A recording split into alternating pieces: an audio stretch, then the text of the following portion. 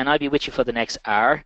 And hopefully you'll be able to, yes, that's coming through there now. So you can see it's a four-part series on peak leadership.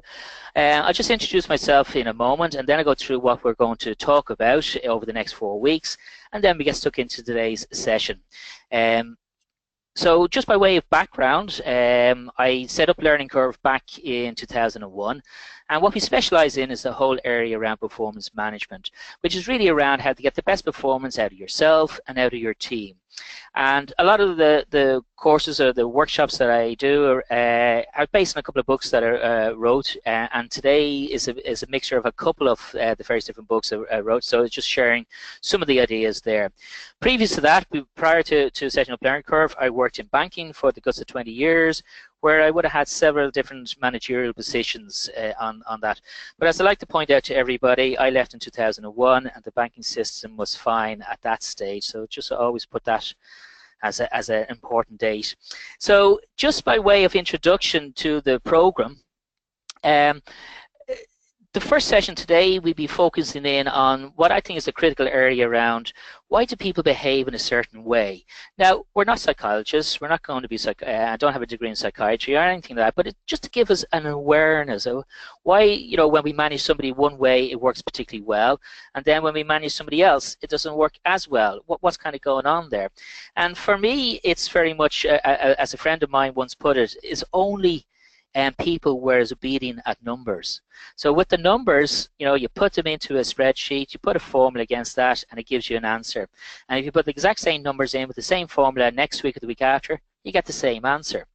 However, when you manage people and you try one way with one person 1 week, and then you try the exact same way with somebody else in your team, and you don't get the same results. Why is that? What's going on? Is one person more awkward than the other? Are they being difficult? Or what's kind of going on there?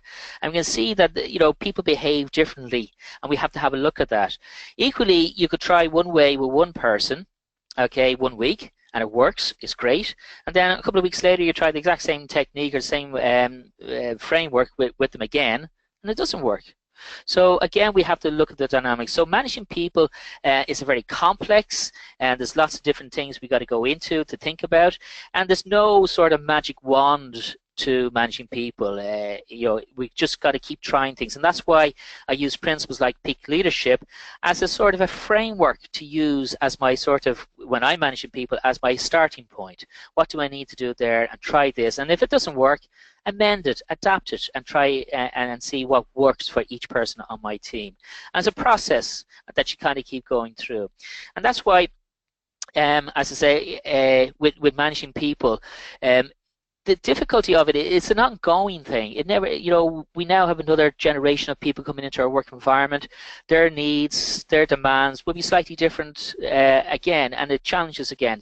So the great thing about managing people is we'll never get bored, because we're always looking at how to improve and how can we, you know, do it in a more effective and efficient way. Which leads me to the role of a manager. And the role of a manager, you know, it can seem quite straightforward, but we start off the conversation with what is the role of manager, and then how does it impact your team. So that's the key areas that we're going to talk about today. Next week, we'll focus in on the area of performance management. Now, I'm not going to change your performance management that you have in each of your, all of you have different sort of slight changes to the model of how you actually use performance management. Most large organizations like to have a consistency across their entire network. But we're going to focus in on the goal setting part. How do you set goals? How can you look at the system that you actually have and maybe improve it a little bit by our technique in setting goals? And also how we give feedback. How do we give feedback in a way that's productive? How do we give feedback in a way that's positive? Even the corrective feedback, even when somebody has been underperforming and we want to turn them around, we got to give them feedback. How do we do that in a way that they leave the conversation knowing what they actually have to do and are quite positive about that? And one of the critical things is all feedback must be future based. There's no point hanging on the past. There's no point bringing up poor performance of, you know, of 6 months ago and all of that. You've got to be thinking about how can we improve going forward. And these techniques that we use that we're talking about when it comes to performance review meetings are the same structures to use outside of the review meeting. So when you're given feedback on an ongoing basis, you use the same sort of techniques and frameworks. So that's what we'll talk about next week. Then the week after, what we talk about then is the whole area around, how do we motivate, inspire, get more out of people? And when we all go to work, when you go to work, when I come to work, there's a sort of an unwritten contract that goes on, that you're going to work and you're going to give, if you say, for example, you were working for me and I was your manager, you're going to come to work and you will give your skills, expertise and knowledge, and in return for that you expect certain things from me. And when I give those things to you, you'll expect, I'll expect from you certain things. So it could be things like your knowledge, your skills, and in return for that, you might want from me some training and coaching and development. And it's a trade-off. It's called the unwritten contract. And what that's really important about, it gives us an understanding of what motivates people, how people can become more engaged by meeting the expectations, okay, that people have when they come to work. So we have a good discussion around that. Then we tackle one area that I would get asked quite a lot when it comes to people who are new to managing or even been managing for a while, which is this whole area around delegating. How do we delegate? How do we delegate in a way that people will see that it's helpful? A lot of times we use delegating to free up our own time. So does people see that you're just dumping work on this person because you want to free up time? Or are you delegating in a way that people see that's helping me to develop in my role? I'm learning new skills, new way of doing things, new tasks and jobs to do. So we have a look at the whole area around how do we delegate. And then just when we kind of crack the individual and how to motivate individually, we then have to look at how do we turn a group of individuals into a high performing team. How do we get everybody working in the same unit? As you'll get to know me over the next couple of weeks, I like to talk about sport, as a lot of people do, to kind of show analogies. And it doesn't matter whether you're interested in sport or not. We don't go into a high level about it, but it's just the sort of, how we relate some of the things that happen in sport and bring it back into the business environment. And one of the critical things you see in any sports teams, like, do they play for it as a team, or do they play as a whole bunch of individuals? And you often find the teams that play as individuals probably don't perform as well over a longer period of time than the unit, the one that plays together as a team. And we have to look at what's kind of going on there. And then we finish off with, once we've hired the best people, coach, develop the best people, use our performance management skills to get the best performance out of people, how do we hang on to them? How do we make sure they don't leave us? How do we make sure they don't go to another firm? So what is it that we need to do? So what's your retention strategy? What's your plans to hang on to your best people? Or do we leave it to chance? Do we leave it up to hopefully, we're nice people, so they might want to stay with us. But we got to think about, well, how else can we do that? One of the critical areas that we need to have to help us hang on to the best people is personal learning and development plans. You'll see again, if you look at the sports analogy, all the top performing sports, the people in that really the people that are performing at the highest level, they all have individual development plans. Some people need to develop certain skills, fitness, strength, conditioning, all of those sort of things, and it's all tailored for their own needs. Work is no different. There's no point in broad training and development. You've got to get down to what is it that the individual needs. And then show them that, this is what you're going to get from me over the next 6 months, 12 months. This is the type of training, coaching, development you're going to get. So stay with me. Stay in our team because we're going to help you progress your career. And that's why the role of coaching has become so important for managers now. How do we coach people? How do we get the best out of our people? And that's what we got to be thinking about in the role of coaching. So they're the areas we're going to focus our attention on over the next 4 weeks. And I suppose that how do we get the best out of that? For me, it's about what plan have you got? I was doing a session with a team there over the last couple of weeks. They were a sales team, and these were the sales manager. And one of the things that I was focusing their attention on is, what are your plans to develop your team? As salespeople, they were very, very focused on the outputs, the sales figures, the area, the territory, all of those sort of things, which is so important. The area where they weren't focusing too much attention was how were they developing their team? How were they developing the people within the team? How were they making the team stronger and better? They had no real plan for that. Whereas they had a plan for the sales, they had no plan for their team and their team development. So from your point of view, you're really, really busy people. So what time do you set aside to develop your team? What time do you set aside to grow your team, to ensure your team is moving forward? Where you want to get with a team, and one of the things I often ask managers is to find out how good your team is doing. What happens when you're not there? How well do they perform when you're not there? And do they perform as well when you're not there as when you are there? And that's a real sense of whether your team has progressed and matured. So to help you with that and putting a plan together, for these sessions, these 4 sessions, I'm a big fan of what's called a 100-day action plan. And what that is really over the next 100 days, what are you going to do to move your team forward as a manager? Either improve your skill set as a manager or work on a team and how you're managing the team. So to help you with that, if you take a blank piece of paper, so hopefully you all got a blank piece of paper there on the desk, and if you create 3 columns on that piece of paper, in column 1, write start doing.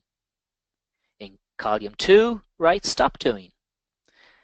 And in column 3, write do more of. And what I'd like you to do over today's session and the next 3 sessions after that is, when ideas are generated throughout our conversation, and you think that's a good idea, take a note of it there and then to say, I'm going to start doing that, whether that's for yourself or for your team. If there's things that we touch on that you do and you say, oh, I should stop doing that, that's not being helpful, take a note of it again, put it in the stop doing column. And then the other area that you've got to be very mindful of, that all the things you do particularly well, make a note of those so you continue to do those. And if you put in 2 or 3 ideas in each of those columns today, and again next week, the week after, the week after that, suddenly you have 10, 15 great ideas that you can then implement. And it builds a plan in a very simple way. And then all that happens is, when you're finished today's session and you look at your action plan, make a decision. What actions are you going to take to implement those ideas? And do it straight away. Don't wait for tomorrow, the next day, the day after that, because whatever prevents you from starting straight away will probably be there tomorrow and the next day. So take action, start the process, and then you can take a real sort of benefit from today's session and the next 4 weeks. So that's one idea to get going with. Just to get started, as you can see on the right hand side, there's a couple of things you can do to have a bit of interaction today. In the question box, if you write as if you're asking a question, the answers to any questions that I pose to you, I can see them coming up. And we have a couple of polls a little bit later on as well. If you can participate in those polls, it would be fantastic. We had great participation this morning, and hopefully we have again this afternoon. So the first question, and I would like you to start answering, is that in the role of a manager, from your point of view, what is the role of a manager? So what would you say the role of a manager is? Okay, so what is the role of a manager from your point of view? So you just write in there.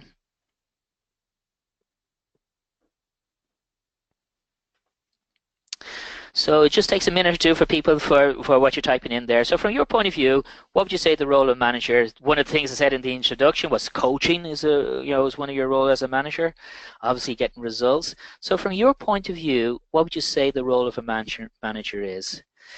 Thanks, David, for getting things started. Leadership, absolutely, and we're going to talk about that almost in the next couple of minutes, the difference between managing and leadership, to show that sort of leadership, very, very important. So there's a few more typing at the moment, so I'll just wait for them to come up. Supporting the team, absolutely, Leslie. John, develop and position people to perform at their strengths, and understanding, John, their strengths, what they are, managing the tasks. Thanks, Leslie. Development of people within the team, very much so. We're going to see that as a bit of a theme, developing people, helping people achieve their highest level, their potential, how to get the best out of people. Very much so, John. Thanks for that.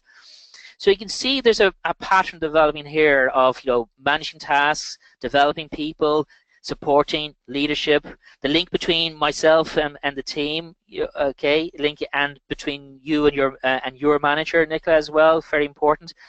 So there's a number of different roles that you as a manager will perform, okay, and it's a very broad spectrum. We have two parts to our role, for want of a better description, and if we have a look at that, we can see David mentioned leadership, okay, as one of the roles of a manager. I would kind of break that into two parts. We got the management part and we got the leadership part. The management part is very much around that planning, the organizing, and the control, the tasks, making sure people have the tools necessary to do their job. If there's a problem, how to solve that problem. It's very much around, and a lot of people would kind of gravitate towards this part of the role because it's very factual, logical, and here's how we do things. There's a procedure in place to get the tasks done. The other part of our role as management is leadership. How do we create that sense of purpose to the team? This is what we're in existence for. Here's where we're going. Here's how we communicate that vision. And it's interesting, I was just doing a workshop today we'll be doing a strategic meeting in a 2 weeks time. So we're just doing a quick work with a couple of senior managers today on identifying three things. What is your goal? What's your vision? And what's your mission? And the reason for that was there was lack of alignment between them. And when we started talking about that, clearly identify what are we in existence for? What's the company in existence for? And there was a really eye-opener when we started pushing that a little bit more for them to see what was their company in existence for. The same principles apply to the team. What's the purpose behind the team? What part of finance are you in? So what do you do? What's behind that? How is the team going to grow and develop? How do you energize everybody within the team? Inspire them to great performance. That all comes under the category of leadership. And throughout the next 4 weeks, we'll be looking at both management and leadership and some of the things you can do. And again, thanks for coming there. The impact on strategy, absolutely. How do you impact on strategy?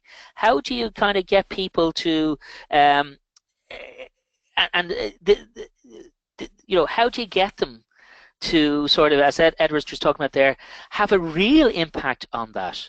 Okay, so Edward talked about understanding vision and its impact. How do you do that? And I was asked that question just an hour ago before we came in here with another company who was just doing a little bit of work in relation. We're going to become customer centric. They want to do a program on being customer centric. And one of the things that the HR director asked me, how do you get people talking to one another within the organization so they can impact how we deal with customers? That was a really brilliant question to ask. How do we get people talking to one another so they can have a real impact on our customer-centric strategy that we will come up with? Because no point coming up with this strategy if nobody does anything with it. So that's some of the questions we need to have a look at today, and how do we make that actually happen. Some of the things we need to focus our attention on is these sort of skill set. There's the leadership comes up again. No surprise there. That will come up over and over and over again. Decision making. I look after my daughter's football team. We've been looking after them since they were under 11s, under 10 and under 11s from the academy, and they're now playing under 18. And one of the things after the first year or two of coaching, we realized what poor coaches we were, because essentially we were making all the decisions for them, where to go on the pitch, who to mark, when to get forward, who to pass it to, everything. Until we decided let them make the decisions. And they said, but how can we make decisions, Sean? I said, what do you mean? You know, you've been playing for 2 years, you're great, but you keep telling us what to do. So if you stop telling us what to do, how do I know what to do? And it's a real wake-up call for me that as a manager and as the leader, I wasn't helping their decision-making skills. I was taking the easy option, which was to tell. And this is why coaching as a role of manager is so important, because not only do you have to improve your decision-making skills, but you also got to develop people on your team, their decision-making skills, which links into communication. I would argue that communication within teams, generally speaking, is pretty poor. We tend to talk a lot, but is there clarity around that? Does everybody understand what the key priorities are? Does everybody understand what the vision you have for the team? Does everybody understand the role they play within the team? You know, so they may understand what tasks they have to do. Do they understand why they have to do those tasks? What customers are important? Again, a simple exercise I did 4 or 5 months ago with a company, and was really revealing. They just got everybody in the company,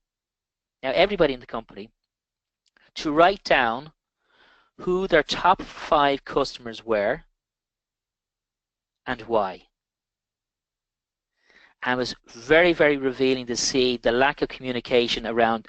We all know without customers, we don't have a business. And yet very few people in that company knew who their customers were. Now, once the feedback was there, they then turned around, but I'm not in sales. I'm not in front of customers. And then there was a realization of the disconnect between who's involved with dealing with a customer and was it just salespeople. The communication around that everybody's involved in it wasn't there. So it was a big wake-up call. How good are we at communicating? Strategic, what's your plan for next year for your team? We're so busy on the day-to-day managing of the team, getting the tasks done, getting the reports done by the end of the week, all of those sort of things that we done. How often do we have our head-up approach? What do we need to be thinking about next month, the month after that? Our interpersonal skills.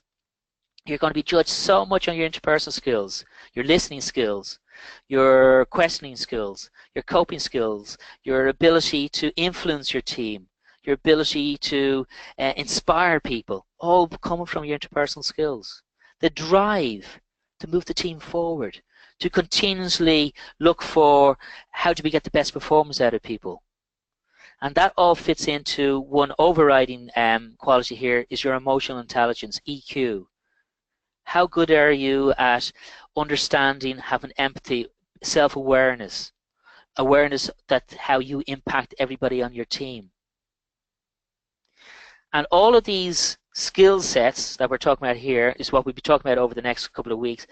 Developing those skills will help you in your role as a manager. And it'll help you develop as a manager going forward. Because when you think about it, over the last number of years, a lot of you would have gone to university, got a degree, and then taken on and became an accountant and did a further education on becoming an accountant. Some of you made it straight from school, gone in and done your accountancy qualification. But you have proof that you're competent from a technical point of view. You got your qualifications. So there's a test to say, do you know how to do this or not? And yes, you passed. And because of that, you're qualified. And the great thing about being an accountant is that you'll continue to develop with CPD. So, you know, you don't stop studying just because you became qualified. You're continuously upskilling yourself. And you will continually get certificates and proof that you're technically aware. And then when you joined the firm, they trained you and showed you how to look after customers and and how to do the job. Just because there isn't the same level of qualifications for your leadership role, that there isn't so many exams for that, doesn't mean you're not going to be examined on it on a daily basis. And generally speaking, what will happen as you progress through the organization and more senior managerial role, you'll be tested more on your leadership qualities and less on your technical qualities. Because your technical skills will be taken as, you know, that's the standard, that's what I would expect from you. But how good are you at your leadership, inspiring that sense of direction? And that's really where we need to go to, because this quote sums it up for me. You can't expect to exceed expect your employees to exceed the expectations of your customers if you don't exceed employees' expectations of management. So how can you expect your team to be fully engaged if you're not fully engaged? How can you expect your team to be full of drive and accountability for their actions if you're not full of drive and accountable for your actions? Your ability to lead and manage the team, how do you expect people to really get behind you if you don't spend time with your team, get to know them, what their motivational triggers are? How, why do they want to work for you? So it's all about how you as a manager perform, and then that gets the best out of people on your team. So these are the sort of things you got to be thinking about. To help you, I came up with this process called Peak Leadership, and this pretty much underpins most of the things we're talking about over the next 4 weeks. Performance is challenged, environments created, align the goals, keep the team engaged. Now, performance is challenged. As a manager, one of the roles there you're thinking of is, how do I get the best performance out of my team? And constantly challenging that, is that the best performance? But to be able to do that in a positive way, you need to ensure that the environment has been created, that the environment is right to challenge people. Because if not, then people think you're just being demanding. And they resist that because you're never happy, you're never satisfied. However, if you create the right environment, then people will start challenging themselves. Is this the best we can do? Because remember, what our clients and our customers want will change. Their demands will change, so our performance needs to change. The other thing to be considered, just because we challenge performance doesn't mean we're not happy with the performance. Doesn't mean that the performance isn't at the required level. It's just asking that question, is it? Are we at the best? And constantly looking at that. Can we do better? Can we change things in any way? Once you create that environment to do that, we then got to be very, very careful that we align the goals. So each person on your team, if they're going to put in a tremendous effort and work really, really hard, they must be working on the right things. So their goals got to be aligned to your goals, which has got to be aligned to the business goals. Because if there's not aligned, people are working really, really hard, and you won't be happy with their performance because they're not doing the right things. To give you an example of that, I'm often asked into organizations to help turn around performance of individuals, to work with them to kind of get it. And the conversation usually goes like this: Sean, the reason why I want you to work with this person is they're a really, really good person. They're nice. They're work very hard. They're very diligent. They're working really hard, but they're not producing the goods. And usually is because they're not focused on the right things. If we were to throw out the who's at fault for that, is it the person? Is it the manager? And really, it's a collective thing. Rather than finding fault, it's a collective. Where was the communication there? Was it aligned? Did everybody understand what was expected of them? And then, once you have everybody aligned, you then got to keep the team engaged. Everybody on the team engaged, because repeat success can be difficult. Again, if we go back to a sport, you look at how many teams are successful. How many successful over a 5-year period, a 10-year period, a 20-year period? It's very hard to keep that level. So you got to look at how do we keep everybody engaged so they're actually performing at the highest level possible. So that's peak leadership. And what we do with peak leadership, and we keep coming back to it, is it underpins a lot of the frameworks that we talk about and the ideas that we talk about over the next 4 weeks. Why? Why is it important? Well, there's lots of companies will do this sort of report. This is one from the Aberdeen Group. Gallup does it. Hay does it. There's lots of companies that do it. This particular report is an interesting report by the Aberdeen Group. And what they did was they looked at successful companies in a wide range of industries. And they looked at what made them successful. What was it about them that was successful? And one of the things, which isn't very surprising, but one of the things they came up with was that in highly successful companies, their team are the people in their companies are highly engaged. In this specific year, 81% of people in highly successful companies said they were fully engaged. And what that means is not only are they motivated, but they're willing to go that extra. So it's more than motivation. They can be seen as coming a commitment to the organization and its values, and a willingness to help out colleagues. So it goes beyond just job satisfaction. They've bought into this is the right way of doing things. A I want to add value to the business. I'm committed to the business. And when you have people like that, of course, who would you rather manage? Somebody who's engaged, or somebody who's causing you a lot of problems, totally disinterested, totally demotivated? It's hard to even get them into work. And when they're in work, you sometimes wonder, is it better if they weren't in work because they cause so much havoc in the place? I know I rather manage engaged people. It's so much easier. So how do we do that? And there's some of the things we got to be thinking about going forward. How do we actually do that? So one of the things to start off with is, when it comes to managing people, is to get a better understanding why people behave in the way they behave. As I mentioned at the start, we're not getting into deep psychology and we're not getting behind any of that, but it's just a few things to think about, to observe what's kind of going on. And once you observe that, you can then adapt your management style depending on some of these, what I call the 5 factors. And that's personality type, perception, attitude, role, motivation. And if you get a good understanding of those 5 things, then you can have this right, okay, this is probably why they're behaving this particular way. So now I manage the person this way to get the performance that I'm looking for. So it's about adapting your approach. Now, I know some people say to me, Sean, why should I adapt my approach as a manager? They either do it the way I wanted to do it or not. Well, the simple answer there is fine. You don't have to adapt your style, but then deal with the results that you get. What I'm saying to you is, if you want to get high-performing teams, get the best results out of people, get the best performance out of people, adapting your style to suit their needs will be far more beneficial. But you make that decision. You have to decide what's best for you and your team. But if we start with perception, perception is really, how do I see the world? Do I see, how do I see my colleagues? How do I see the world? Do I see this world the same way that you as the manager sees the world? Or do staff see the world slightly differently? Do they see how you see work and working for, career progression? Do they see the same things? And this is something that's really important, that you kind of see. Perception is around what's their reality, where are they coming from. So how do they see their colleagues? Do they see their colleagues as intelligent people, or see their colleagues as not that bright? Do they see their colleagues as somebody that I can get help from and support from, or the competition for the next performance, or sorry, for the next promotion? Do they see their colleagues as somebody who's hardworking, or somebody who's on the DOS the whole time? So all of these things have an impact on how they behave towards you, towards our colleagues. How do they see their tasks?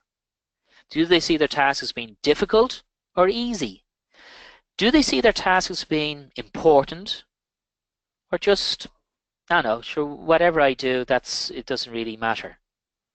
Okay, there's an old cliche now going around. It's first started with JFK and NASA, and when he went up to one of the cleaners in when he was visiting NASA, he said, "What do you do?" He said, "I help put a man on the moon."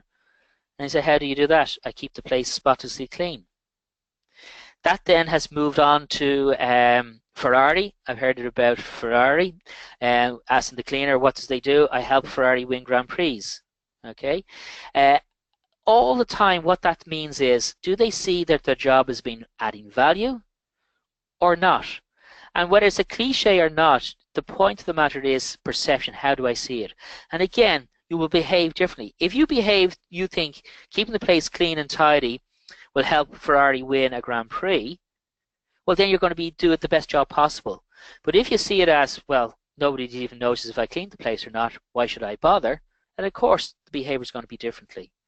So what you got to be thinking about there is, what are people's attitude? Because that's going to impact how you manage them. How do they view their role? Is it an important role? Is it a difficult role? Is it a role that is of high value? How do they view the world? Do you owe them a living? So you owe them a job and you should be thankful that they turned up for work? Or they're out there to grab the opportunities, to progress, to better themselves? Where does it fit in? Perception has a real impact on getting to understand. Where does it come from? Where does perception come from? Well, It comes from lots of things. The context in which the interaction takes place. Bias.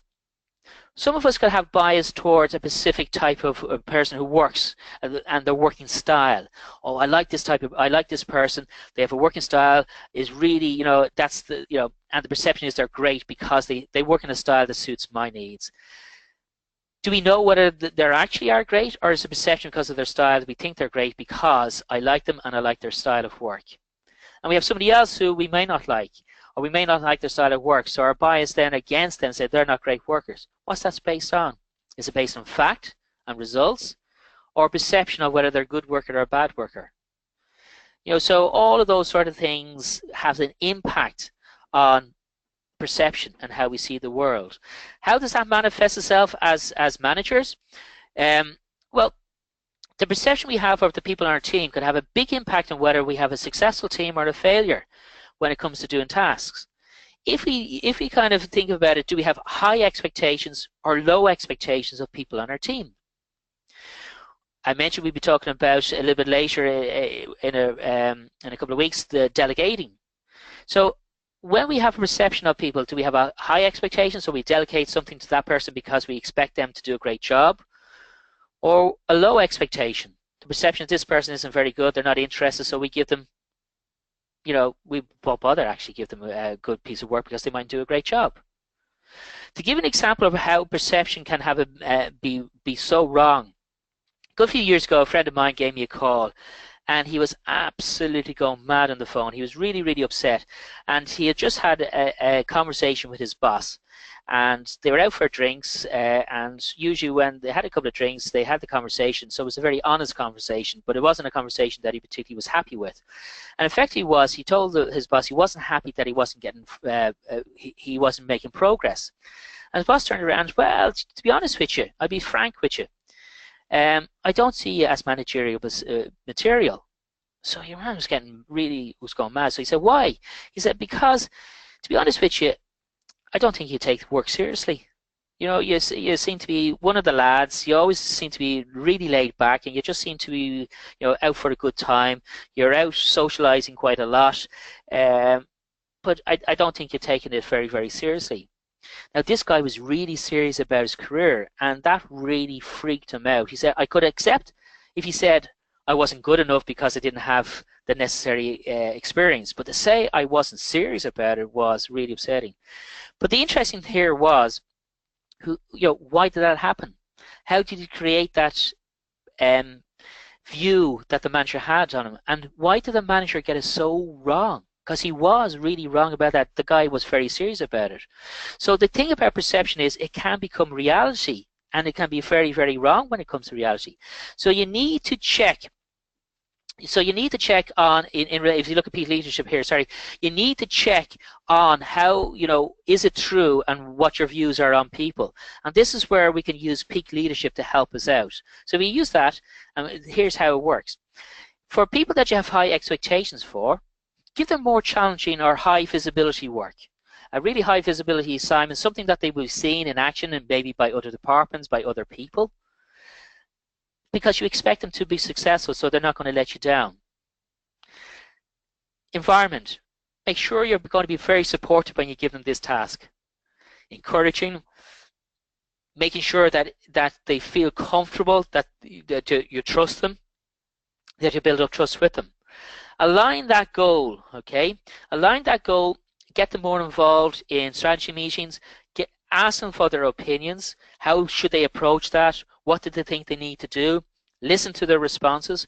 Encourage them to generate more ideas. And if they're going off track, put them back on track.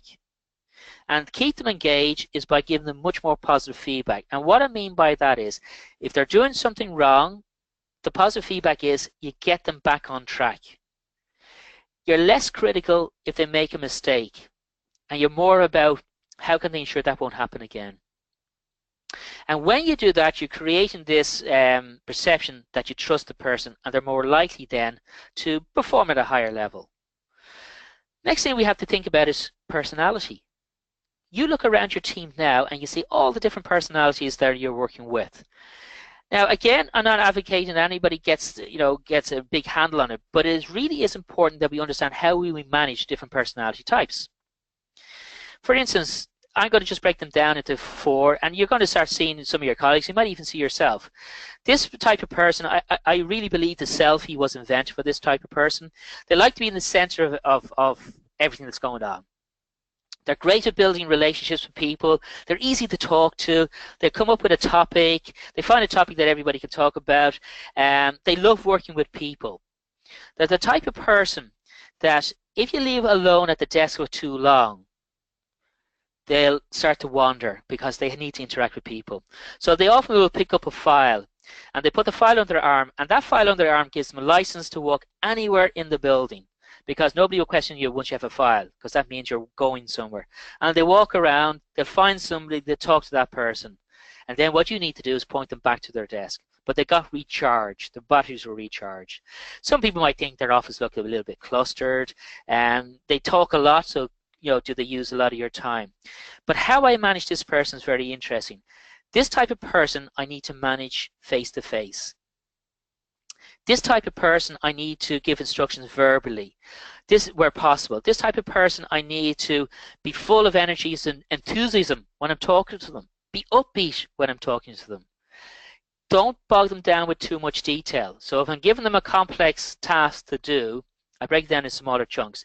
Because if I get into the detail, they'll just get bored and switched off. Compare that to this person. This type of person, they like to get it correct all the time. They're very much a logical, methodical, A, B, C, D type of person. A is followed by B, followed by C, followed by D. They like things to be done the correct way. They will follow the procedure. What does the manual say? I'll follow it. They like things to be given to them in writing, so they have an audit trail. So if you send them an email and you change your mind a couple of weeks' time over a decision, they'll pull up the email and say, no, this is what we agreed on. Whereas the previous character, they will never read the report. So if you send this person a full report, they might glance over it. This person would read the full report. And if they're going to make a decision, they don't like being put on the spot. So how I manage this person is, if I wanted them to come to a meeting and we're going to make a decision, I send all the information to them prior to the meeting and tell them we're going to make a decision so they can have a chance to read it and get a good handle on it. They'll make decisions based on facts and not on the emotional part of people and how it impacts people. They're always looking for things to make sense. So I would have to be very organized when I'm managing this person and go through. They don't particularly like change. So if I was introducing change to this person, I would make sure that the new change, I could prove to them that the new way will work, because that's why they resist change. I know this way works, and you're asking me to do it this new way. How do I know it works? Because we got to get it right. So you can see the subtle difference in how we manage. And then this person, I want it now. This type of person is all about getting things done. They get bored very quickly in too much conversation, too much analysis. And they say, look, we're talking around, we're going around circles, can we just get to the point? Let's get action. They're very much great at giving feedback, but it can be a little bit blunt and to the point. So if you ask them what they think, they'll tell you. They won't work out how will I tell you so you won't get upset. They'll just tell you. A lot of the decisions, again, are based on facts. However, the difference here is don't give them the full report. The executive summary was introduced for this type of person. Just give me the brief information so I know what I need to know so I can make the decision. That's the way they think. Some people will find that they're rather impatient. They can become very intolerant. They'll ask you to do something, and a couple of minutes later they're checking up on you to see where are you on that. But they're very action orientated. How I manage this person? I'd be concise. I'd tell them exactly what I want. I'd challenge them.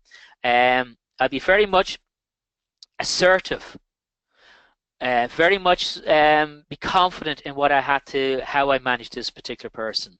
They'll challenge me back, and that's good, and I'll challenge them back. So it's a question of challenging the whole time to get to the end result. It's not conflict. It's challenging. So again, I go back to the meeting I had earlier today, and when we had worked it out, he came back and said, I don't know, let me talk me through this again. And he challenged everything we were going to do until he was satisfied that it made, that it looked like he could follow it in the sequence, and he challenged it. Now he challenged it to make sure that we were right. So when we go in with the rest of the people to do the strategy meeting, we're absolutely 100% sure of what we were talking about. And it was a great conversation to have because he kept pushing back until he's satisfied with the information that I was given to him. So again, don't see it as conflict. See it as ensuring that you're going to get the right answers. So again, how you manage that is different. The last type of person, not the type of person, but the personality types, is this person who's the sharer car. This type of person is big into building long-term relationships. They're very much into a consensus type of approach. When they make decisions, they're immediately thinking, how will that impact the person? How will it impact the team? How will it impact people? They're very patient, very calm. They're a great listener.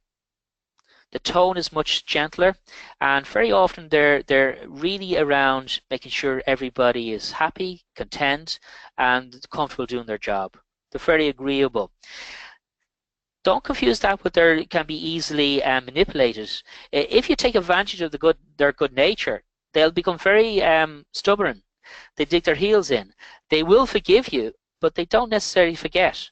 So they don't like pushy people. So they're not, some people make the mistake that they're easily pushed to one side, or you can, if you're a certain style of manager, you can walk all over them. That's not the case. What's really important here is there's no right or wrong personality type. It's just different personality types, which means that we've got to manage people slightly differently. So I'm just going to start our first poll. And what I want you to do here in the poll is just to kind of say, okay, based on that just rough information that I'm just talking about, what is your dominant type? Okay, what would your dominant type be? So are you, I must be correct? Are you, I want it now? Are you all in it together, or are you all agree? Just what you think. And I know some of you are working in with a group here, so just have somebody representing the group. What you think you are? Interesting enough, at the moment there's a good few responses going through. They must be correct is at 34%. That's increasing. All in it together is around 45%. All agree is only 7%, and I want it now is only 9%, which is interesting. So the two dominant ones, okay, so far, all right, and quite a lot of you have voted now at this stage. Yeah, we're just waiting for the last few to come through. And there's, like in all of these things, okay, we're up at nearly 80% of you voted, 77% of you voted now. So that's a good broad spectrum there of you. Will we get to the good old parenthesis rule? Yeah, we're going flying past 80 up to 82%. Listen, really appreciate you all voting. But what you can see there is that nearly 30% is I must be correct, 16% is I want it now, 8% is all agree, 47% is all in together, and they're slightly changing. There's no right or wrong here. And what's happening here is that what you need to take from this is that no one's style suits everybody in the team. So how I manage people on my team needs to adapt depending on their personality type. Because otherwise, the chances are I won't get through to them. And that's the main thing from there. And there's no right or wrong personalities. That's really critical. Big thanks for the vote there. Attitudes. What's our attitude like? That has another big impact on the team. So our attitude is basically how do we think? How do we act? How do we respond to certain situations? For argument's sake, what's our attitude like to change? So, you see the changes that have taken place over the years. Something simple like the mobile phone. When some of us, like myself, was growing up, the phone was very much fixed in one location in the hall, and you had to go and make the phone call that way. Then the mobile phones came, where you can take a phone call anywhere. Huge progress.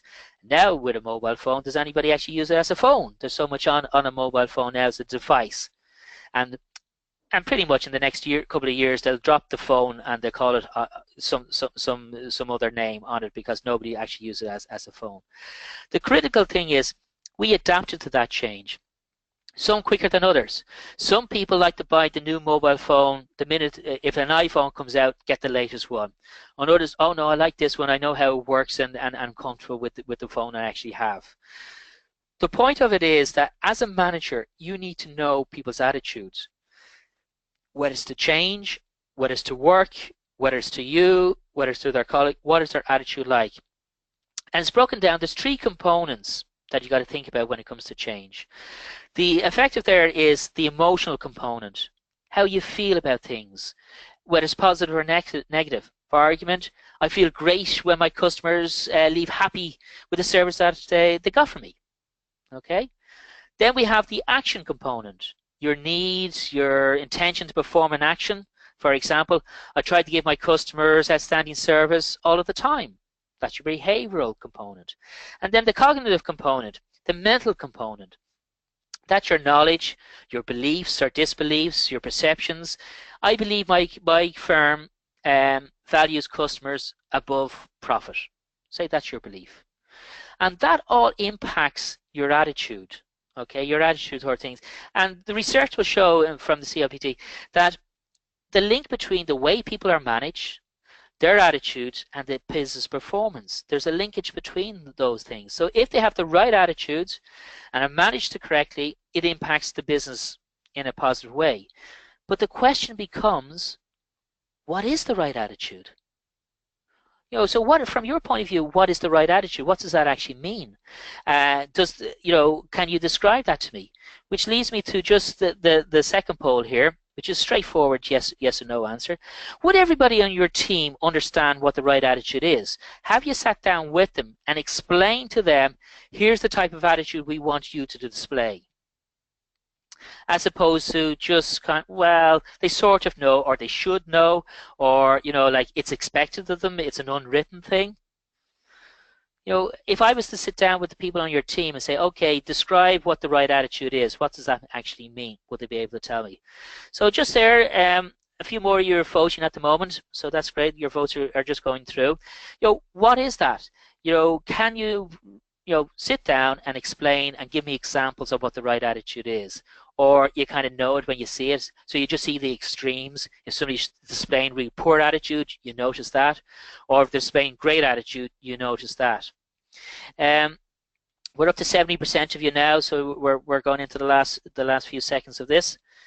You can see the split here in the poll so far is about a 60-40 split.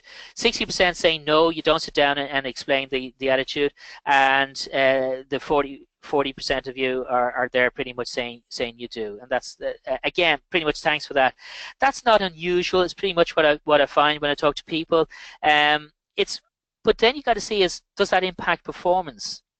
Okay, if they're not displaying the right attitude, how will that impact performance? How does that impact how you manage people and how you're going to manage them? So you really need to think about what is the right attitude, because we then link into the role, and how people behave very often is around the role they play. Is their role important? So role theory suggests that people behave in a situation according to other people's expectations. So if the managing partner walked in to your particular office today, you would expect them to behave in a certain manner. And they would more or less, or hopefully, behave in that sort of manner. If a junior walked in, the role they're playing, you expect them to be in a slightly different behavior. Okay, because of the role they're playing, not because of people, individuals. Where this is kind of important is, and you see role conflict and role ambiguity. When people first become a manager, one of the things I often say to them is, stop going for lunch with your colleagues. So if you're promoted internally, and you go to lunch with this group of people who were your colleagues, and then suddenly you become a manager, and I say, stop going for lunch with them, and they kind of get a little bit upset about that. I said, why, Sean? I just want to be. And the reason is there's role ambiguity. Are you their manager or are you their friend? Which are you? So when you go to lunch, are you their friend? So if we start talking about the company and business and giving out about other departments, do you participate in that? Or you say, no, hang on a second, that's not right. And you put on your manager's hat. Or you go at lunch and you're having lunch and having great fun and you're talking about the game or whatever the weekend, and then you come back and you have to give them some feedback. So which are you? And it leads to confusion. So you need to understand your role. People on the team need to understand your role, and people will behave accordingly. The last thing we just talked about here is motivation. we'll talk a little bit more about this later in another webinar when we talk about the psychological contract, the unwritten rule. But motivation is one of those things that has been studied for the last 100 years. And there's so much written about it, it's trying to find out. And the reason for that is, if I find out what motivates people, I can apply that across the board. But what we found, and is what motivates you in your current role may not be what motivates other people. What motivates you in your current role could be different than what motivates you 2 years ago in your role 2 years ago. So you could be motivated by career progression. Somebody else could be motivated by coming in and doing the job and going home by 6 o'clock or 5 o'clock, whatever time you finish at. Some people could be motivated by challenging work, always constantly changing. Other people could be motivated, I do the exact same work on an ongoing basis. People working payroll, for argument's sake, have the same jobs and duties to do weekly, monthly, to get the pay done. And they got to be 100% correct. Everybody wants to get paid. So they're driven by getting it right all the time and having a process to work through. So you need to understand what motivates people. And all this theory is fantastic. And most of you would have known some of this theory depending on which accountancy and qualification you have. I'm lecturing tonight on ACCA, and some of these theories are the things that we talk about. But there's one thing that theory is about, and there's another thing, how do I apply it and understand it? So I would often push the theory to one side and just get to know your motivational triggers for your people. Sit down, talk to people. What drives them? What gets them excited? It's what gets people to climb mountains? To go and do, climb the mountain, and then you look and you say, right, now I have to come back down the other side and maybe go up another mountain, down another mountain. What drives people to do that? And other people say, are you mad? Are you crazy? Why would you want to do that? So different triggers. So what motivates people? What gets people excited on a Monday morning coming to work in your team, to work with you? What drives them? Is it career progression? Is it the type of work they do? Is it the fact that they're getting developed? Is it the team, the people? What is it? And once you know that, instead of asking people to work harder for you, it's around understanding what drives them to work harder. Trying to force people to work harder generally doesn't work. It's short term. Understanding what motivates people and why they behave that way helps you to get people to work harder for you and improve their productivity. All of these factors, okay, are all interconnected. Personality, perception, attitude, roles, they're all motivation, they're all different cogs. And when you get to understand all of those cogs and all of those and how they are interrelated to one another and how they connect with one another and how the sum total of all those drives the team forward, that will help you as a manager. Understanding how you manage different personality types, understanding why people behave the way they behave because of perception or their attitude, understanding the role you play, they play, and their motivational triggers. Getting a better understanding of all of that will help you improve how you manage your team. So we were to summarize what we've done in the first session, and again, thanks for all your participation and your ideas as we go through it. The role of a manager. Define what that is for you, and then you look at how do I fulfill that? Where's the tangible evidence that I fulfill that role to the best of my ability? What am I doing to make sure I'm the best manager possible? What's your plan to be a great manager? Peak leadership underpins that. Performance is challenged, environment is created, align the goals, keep everybody engaged. And then remember the 5-factor model. What's the person's personality like? What's their motivational triggers? What's their attitude like? What's the perception like? What's the role they're playing? And once you get all of that, you can then think about how to adapt my style of management to have the best impact on my team. And that's what I would suggest to you. So it's really over to you now. Hopefully with your action plan, you have some ideas in each of those columns, okay? And that you start implementing those straight away. Next week, we'll be talking about performance, about goal setting, specifically about goal setting and how we set goals, and we have a couple of examples of that. How does that look? Give you a template how doing that, which is linked into your overall performance management process, so we're not changing that. And then how do we give feedback? What's the best way of giving feedback so people will be motivated to improve their performance? So thank you very much for your time. Thank you very much for participating. I hope you found it useful, and I look forward to talking to you all again next week. Thank you.